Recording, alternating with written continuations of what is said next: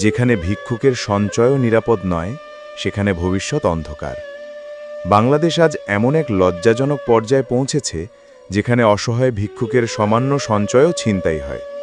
এটি কেবল মানবিক অবক্ষয়ের প্রতিচ্ছবি নয়, এটি রাষ্ট্রের ব্যর্থতার নগ্ন ও ভয়াবহ স্বাক্ষর। একজন ভিক্ষুকের হাতে যা থাকে তা দিনের পর দিন মানুষের দ্বারে দ্বারে ঘুরে সংগ্রহ করা 5 টাকা, 10 টাকা কিংবা কয়েকটি মুদ্রা। সেই নগণ্য সঞ্চয়ও যখন নিরাপদ নয়, তখন স্পষ্ট হয় অপরাধীরা কেবল বেপরোয়া নয়, তারা নিশ্চিত যে এই রাষ্ট্র তাদের আটকাতে পারবে না। এটি কোনো বিচ্ছিন্ন অপরাধ নয়, বরং সামাজিক ও প্রাতিষ্ঠানিক কাঠামোর সম্পূর্ণ ভাঙনের প্রতীক। আইনশৃঙ্খলা বাহিনী কার্যত নিষ্ক্রিয়, বিচার ব্যবস্থা কেবল কাগজে কলমে সীমাবদ্ধ, আর রাজনৈতিক ক্ষমতাধররা নিজেদের স্বার্থে অপরাধীদের প্রশ্রয় দিয়ে যাচ্ছে। রাষ্ট্র যদি একটি ভিক্ষুকের রুটি পর্যন্ত রক্ষা করতে না পারে, তবে সেই রাষ্ট্র জনগণের নয়, সেটি অপরাধীদের করতলগত খেলাঘর। যে দেশে ভিক্ষুকের অর্থ নিরাপদ নয়, সেখানে সাধারণ মানুষের জীবন, সম্পদ, সম্মান এবং ভবিষ্যৎ সবই অনিশ্চিত।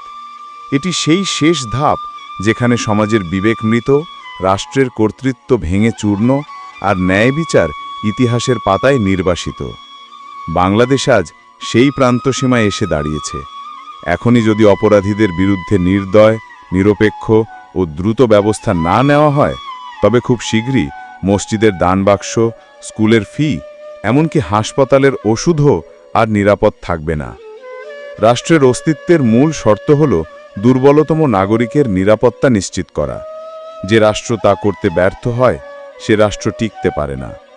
অথচ আজ রাষ্ট্র পরিচালনায় চরম ব্যর্থতা চোখে আঙুল দিয়ে প্রমাণ করছে অযোগ্য ও অবৈধ শাসন বাংলাদেশকে একটি ব্যর্থ রাষ্ট্রে পরিণত করেছে। এই ভয়াবহ পরিস্থিতির কারণে বিদেশিরা আর এদেশে নিরাপদ নয়, ধনীরা নয়, মধ্যবিত্তরা নয়, কেউ নয়। সমাজের উচ্চ শ্রেণীর মানুষ তাদের মূলধন বিদেশে পাচার করছে, সাধারণ মানুষের আস্থা ভেঙে চুরমার হয়েছে এবং দেশব্যাপী নিরাপত্তাহীনতা এখন চরমে পৌঁছেছে।